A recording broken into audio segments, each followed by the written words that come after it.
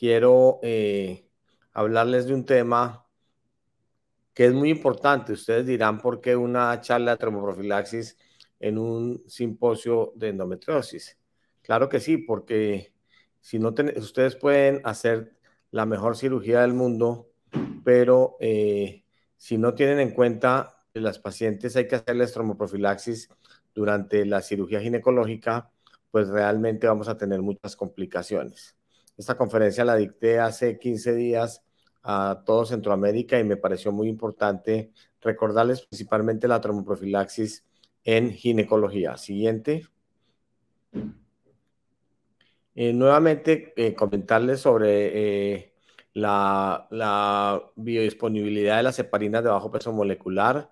Tienen una larga vida media, tienen una biohabilidad muy alta, tienen una respuesta a anticoagulante predecible y tiene unos bajos riesgos adversos en su uso. Siguiente. Y el Colegio Americano de Ginecólogos y Obstetras nos habla sobre la prevención y la tromboprofilaxis y la prevención del tromboembolismo en la cirugía ginecológica. Hay que tener en cuenta algo muy importante, que no solo es prevenir el tromboembolismo pulmonar, es prevenir la trombosis venosa profunda, es prevenir el tromboembolismo pulmonar y lo más importante es que las pacientes a los cuales no les hagamos tromboprofilaxis, lo más importante no es lo más grave es que llegasen a morirse, pero una paciente joven que ustedes operen de endometriosis de 25 o 30 años y que haga un tromboembolismo pulmonar va a quedar muy mal durante toda su vida porque va a tener secuelas como el síndrome postrombótico, la insuficiencia venosa y principalmente la hipertensión pulmonar. Entonces, no solamente hay que prevenir el tromboembolismo pulmonar, sino prevenir estas tres cosas que realmente son muy incómodas por una paciente joven que ustedes hayan operado endometriosis, ya sea por cirugía abierta, cirugía laparoscópica o cirugía robótica, y que realmente no hayan tenido en cuenta la tromboprofilaxis y esta paciente tenga que usar oxígeno el resto de su vida por una hipertensión pulmonar. Siguiente. ¿Y cuál es la epidemiología de esto?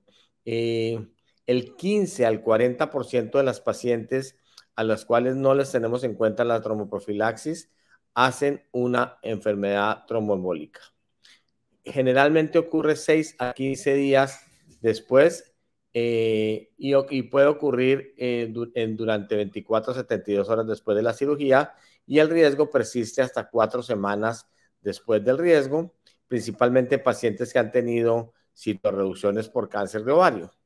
Pero lo más grave de todo es que la mayoría de los tromboembolismos pulmonares mueren a los 30 minutos de haber iniciado la sintomatología y por lo tanto no hay oportunidad de darles un tratamiento. Entonces, hoy en día es completamente inadmisible que una paciente que vaya a una cirugía ginecológica no se le haga una evaluación del riesgo tromboembólico y que llegase a morir por una negligencia como no es investigado si esta paciente tiene riesgo o no, y todas estas pacientes deben ser identificadas. Siguiente. ¿Cuáles son los factores predisponentes? El embarazo, la cirugía, el uso de hormonas, el reposo, la hospitalización tiene un riesgo relativo de 11.1, la cirugía, el uso de tamoxifeno, la trombofilia y la deficiencia o la mutación del factor 5 de Leiden. Siguiente. En todas nuestras pacientes ginecológicas se debe utilizar la escala de Caprini. Nosotros en nuestra institución utilizamos la escala de Caprini para pacientes de cirugía ginecológica y utilizamos nuestra escala del Royal College para la paciente obstétrica. Siempre la escala de Caprini se debe utilizar con una historia clínica, incluyendo medicaciones que estén tomando las pacientes de origen homeopático, si están en sobrecoagulación, hemorragia, subcoagulación y trombosis. Siguiente. Y esta es la escala de Caprini que todos ustedes pueden revisar en sus celulares, en la app, y ustedes ven que cada factor de riesgo les da 1 punto, 2 puntos, 3 puntos, 1 punto, y principalmente el riesgo lo va a clasificar si se encuentra de 0 a 4 como un riesgo bajo de trombosis, de 5 a 8 como un riesgo moderado o mayor de 9 como un riesgo alto. Si ustedes miran en el cuadro del centro arriba, la cirugía laparoscópica que tenga más de 45 minutos ya le da 2 puntos. Y si esa paciente tiene un índice de masa corporal mayor de 30, pues ya tiene 3 puntos. Y si esa paciente tiene una historia de un aborto espontáneo inexplicado, pues ya le da 4 puntos. Y así sucesivamente ustedes van sumando los puntos para determinar si la paciente se encuentra en bajo, mediano o alto riesgo. La escala de Caprini es la escala que se usa para toda la cirugía que no sea obstétrica y siempre se debe tener en cuenta para determinar el riesgo de una trombosis. Y es muy importante que ustedes miren que si la paciente en el lado derecho, los factores de riesgo, cirugías mayores a 6 horas, que esas generalmente no son las que tenemos nosotros, pues generalmente todas nuestras pacientes que van a una laparoscopia o a una cirugía robótica o a una laparotomía, normalmente esas cirugías duran más de 45 minutos, o sea que estamos arrancando con un riesgo de 2 puntos que sumado a los otros puntos normalmente nos indican que la mayoría de nuestros pacientes requieren una tromboprofilaxis de origen farmacológico. Siguiente. Pero ¿qué apareció en este boletín de la COG del año pasado? Que no solamente hay que utilizar la escala de Caprini, sino que hay que unirla, como está más adelante en la tabla posterior, a las pacientes que tengan riesgo de sangrado, porque todos dicen o todos decimos, no, estamos locos dándole a una paciente que tiene riesgo de sangrado una tromboprofilaxis farmacológica. De ahí la importancia que apareció esta nueva unión de la guía de la tabla de Caprini con esta tabla de riesgos mayores de sangrado, en donde podemos ver que si una paciente tiene sangrado activo, si tiene cirugías complejas, si tiene anticoagulantes que esté usando, si tienes punciones lumbares, malignidad o antecedentes de sangrados previos, pues se debe sumar a la escala de Caprini. Siguiente. Y vemos cómo ya esta tabla de Caprini fue recomendada de acuerdo al riesgo, no solo con la escala de Caprini que ustedes ven en la segunda columna, el riesgo de Caprini 1, 2, 3, 4, 5, y lo unen ya también al riesgo de sangrado.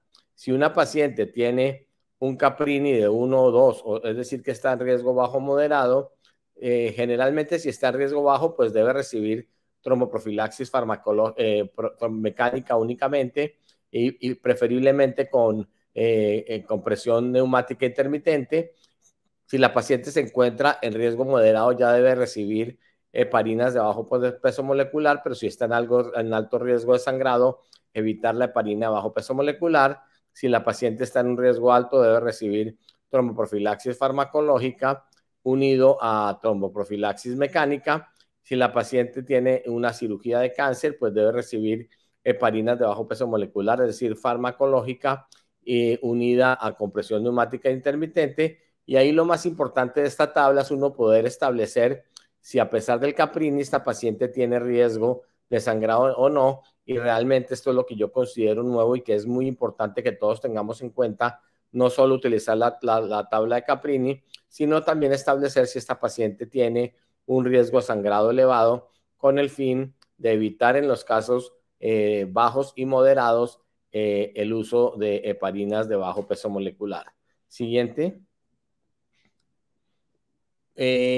Definitivamente en las pacientes de bajo riesgo utilizar compresión neumática intermitente, medias antiembólicas, y lo más importante es iniciarlas antes de la cirugía. No es que después de la cirugía coloquemos la compresión neumática, sino que antes de la cirugía, preferiblemente 2 horas antes, ya tengamos la compresión neumática intermitente o tengamos las medias antiembólicas. Siguiente.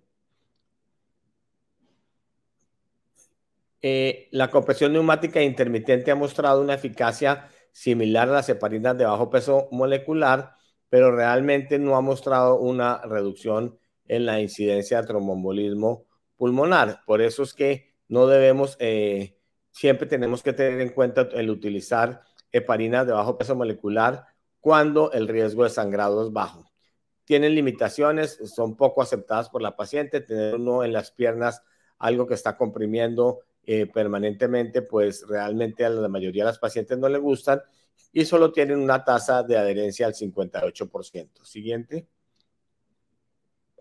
Las medias de compresión están asociadas y se deben asociar con otro medio de tromboprofilaxis, reduciendo la incidencia de trombosis en un 65 a un 72%.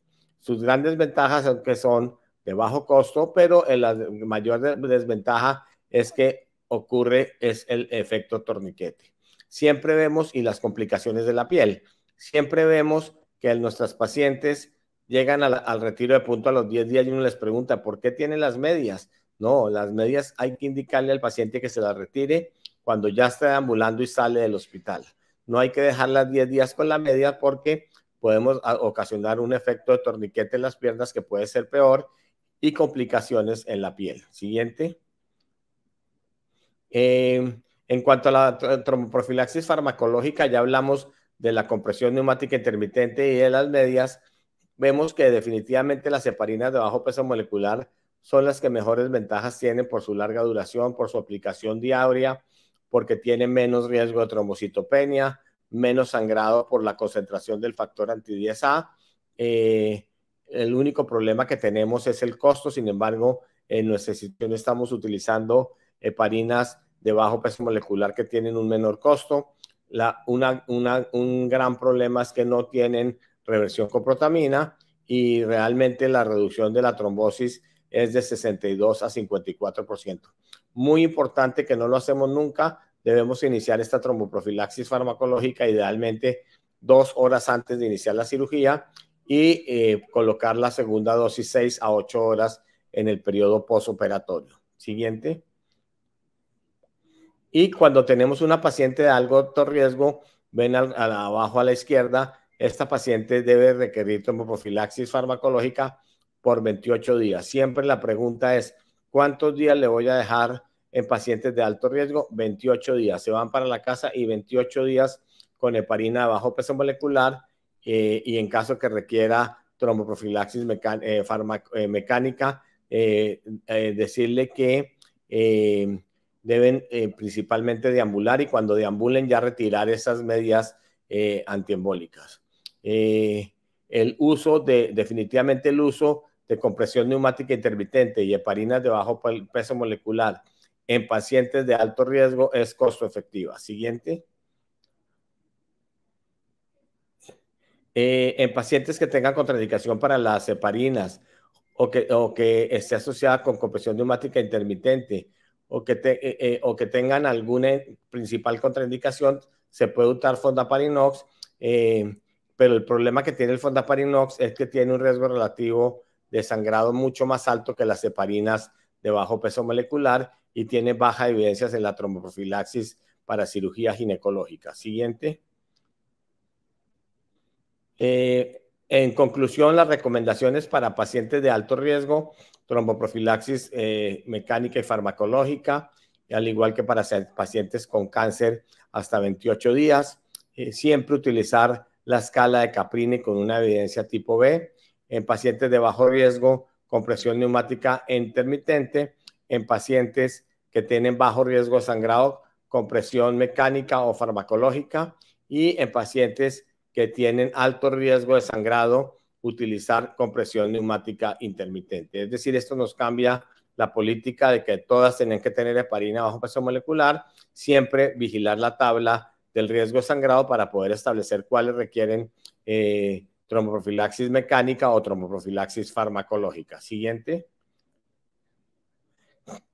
Y esta gráfica nos muestra realmente cuáles son las que mejor resultados tienen. Si ustedes miran en el cuadro de la derecha arriba, definitivamente la compresión neumática intermitente y las heparinas de bajo peso molecular muestran el mejor perfil de seguridad. Siguiente.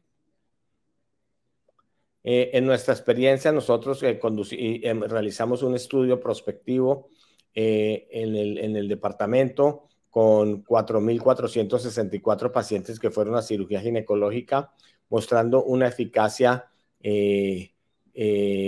muy buena, ya que solamente menos del 1% tuvieron problemas solamente 3 pacientes tuvieron problemas de trombosis venosa en los miembros inferiores, y muy segura porque menos del 1% tuvieron hematomas de la piel o dehiscencia de la sutura. En conclusión, en este estudio que presentamos en el Royal College, nuestra población recibe una terapia farmacológica y la tromboprofilaxis en ginecología en nuestro departamento y en nuestra institución es considerada segura y efectiva. Siguiente. Y para terminar, siempre que evalúen una paciente obstétrica o ginecológica, piensen en el riesgo tromboembólico. Consideren siempre tener en sus servicios una guía de tromboprofilaxis, llámese la que sea, del Royal College, del Colegio Inglés, de la Sociedad Canadiense, la de CHEST, pero siempre cuenten con que su servicio tenga una guía de tromboprofilaxis con el fin de prevenir muertes maternas y muertes ginecológicas por algo que es tan sencillo como utilizar unas medias antiembólicas, una compresión neumática intermitente o una heparina de bajo peso molecular. Muchas gracias a todos.